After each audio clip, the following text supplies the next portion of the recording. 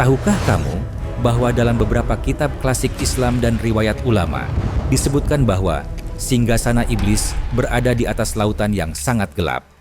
Banyak ulama tafsir dan penulis klasik menafsirkan bahwa istilah ini merujuk pada samudra yang mengitari benua. Tempat yang sejak dahulu dianggap sebagai wilayah paling misterius di muka bumi. Di tengah samudra paling gelap di bumi ada singgasana makhluk paling dibenci Allah, dan dari sanalah setiap kejahatan di dunia ini dikendalikan. Di lautan yang tak pernah tersentuh cahaya ada tahta yang tidak pernah kosong. Setiap hari makhluk-makhluk tak terlihat datang melapor, bukan kepada raja, tapi kepada musuh terbesar manusia. Sebelum kamu memutuskan untuk berhenti menonton, dengarkan satu hal ini sampai selesai. Karena setelah mengetahui kisah ini, cara kamu memandang dunia mungkin tidak akan pernah sama lagi. Karena yang akan kita dengar kali ini tidak pernah diajarkan dimanapun. Sebelum lanjut, jangan lupa tekan like, subscribe, dan share video ini. We pledge our souls to the darkness. Bayangkan sebuah tahta, bukan terbuat dari emas, bukan pula dari batu, tetapi dari kegelapan, api, dan kesombongan. Di sekelilingnya, bukan para pelayan, melainkan pasukan jin raksasa, makhluk yang diciptakan dari api, yang tubuhnya lebih besar dari manusia, lebih kuat dari baja, dan lebih cepat dari angin. Dalam kisah-kisah yang diriwayatkan oleh para ulama klasik, disebutkan bahwa singgasana itu tidak pernah menyentuh dasar laut. Ia diangkat oleh kelompok besar jin ifrit yang tugasnya hanya satu, menjaga dan menopang tahta musuh terbesar manusia. Mereka tidak tidur, mereka tidak lelah, mereka tidak berkhianat.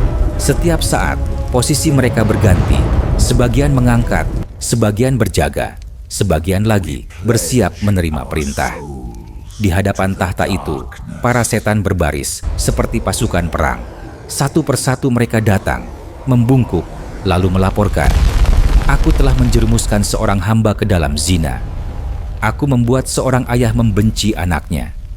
Aku memutuskan salat seorang yang dulu taat." Namun, iblis tidak puas. Ia hanya memuji mereka yang berhasil memecah rumah tangga, menjerumuskan ke dalam syirik, membuat manusia ragu kepada Tuhannya.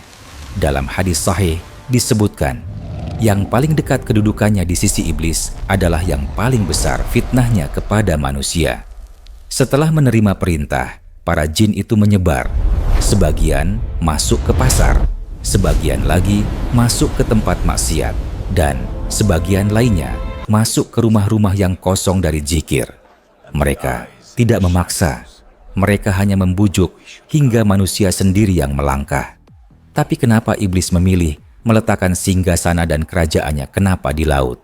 Para ulama menjelaskan, iblis memilih lautan karena jauh dari cahaya, sulit dijangkau, dan tidak terikat satu negeri pun. Laut adalah simbol kebebasan dan kegelapan. Dari sanalah perintah disebar ke seluruh dunia. Namun ingat, singgasananya mungkin di laut, tapi medan perangnya ada di dalam hati manusia. Di tengah samudra yang tidak bernama, di antara kabut tebal dan ombak yang tidak pernah tenang, disebutkan ada sebuah pulau terlarang.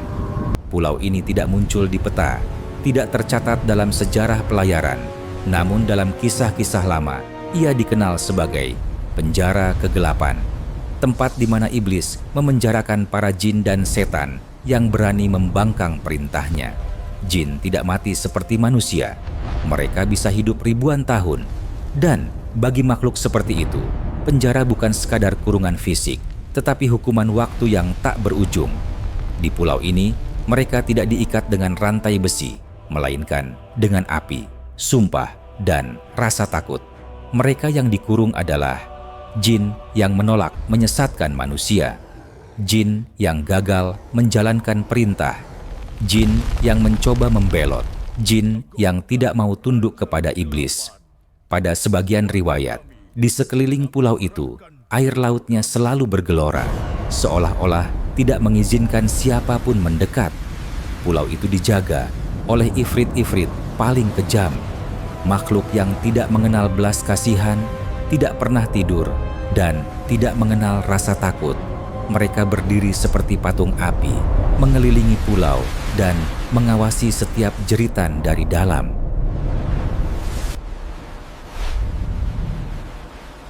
Lalu di laut, manakah sebenarnya singgasana dan kerajaan iblis berada? Banyak orang yang percaya kalau laut yang dimaksud adalah Laut Atlantik karena ciri-cirinya sangat cocok dengan Laut Atlantik. Lalu kenapa Laut Atlantik yang paling cocok dengan tempat yang menjadi kerajaan iblis? Dalam kisah-kisah lama disebutkan, di lautan itu terdapat tempat yang menyemburkan api setinggi 100 hasta. Bagi manusia masa lampau, pemandangan ini terdengar mustahil. Bagaimana mungkin air dan api muncul bersamaan? Namun sains modern justru membuktikan laut memang bisa mengeluarkan api. Lebih dari 80% aktivitas gunung api di bumi berada di dasar samudra. Di Samudra Atlantik sendiri terdapat Mid-Atlantic Ridge, retakan raksasa yang membelah dasar samudra. Ribuan gunung api bawah laut, zona magma yang terus bergerak. Saat tekanan meningkat, magma dapat menyembur ke air laut, menimbulkan ledakan uap kilatan cahaya semburan panas ekstrem. Bagi pengamat kuno, ini tampak seperti api dari kedalaman laut. Di dasar samudra, terdapat fenomena yang disebut hydrothermal vents.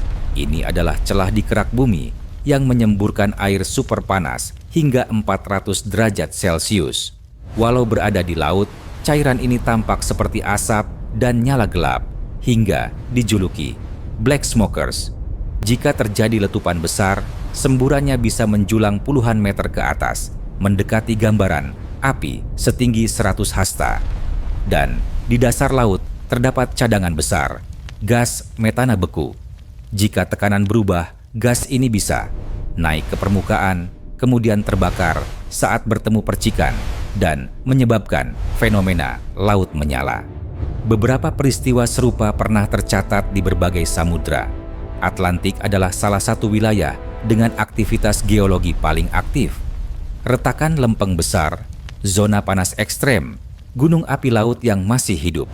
Tidak heran jika lautan ini sejak dulu dianggap misterius, berbahaya, dan hidup. Di dalam kisah-kisah lama disebutkan sesuatu yang sulit dibayangkan. Di laut itu terdapat ikan-ikan sebesar gunung. Panjangnya seperti perjalanan berhari-hari, dan di sana ada kota-kota yang muncul di permukaan air, lalu tenggelam kembali. Bagi orang zaman dahulu, ini terdengar seperti dongeng.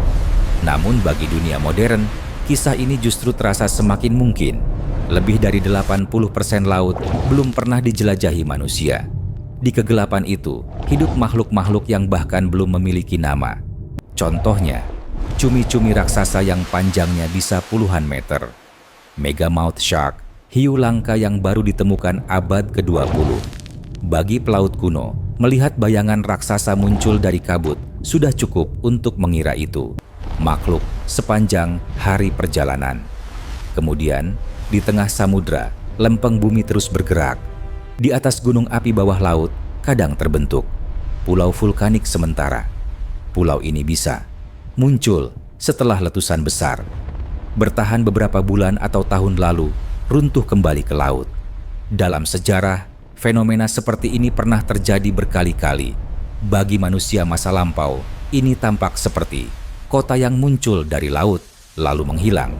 Di laut terbuka, perbedaan suhu udara bisa menciptakan fata morgana, raksasa. Kota di cakrawala, menara, bahkan pulau terlihat seolah nyata, padahal hanyalah pantulan cahaya. Namun, bagi pelaut yang kelelahan, itu adalah bukti bahwa ada dunia lain di balik kabut. Apakah semua ini sekadar cerita atau sebuah peringatan?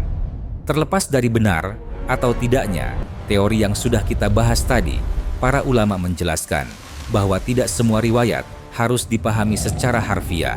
Sebagian adalah simbol, sebagian lagi adalah isyarat tentang betapa luas dan misteriusnya ciptaan Allah. Namun, satu hal pasti, iblis benar-benar ada, dan ia benar-benar memusuhi manusia. Semua ini milikku sekarang.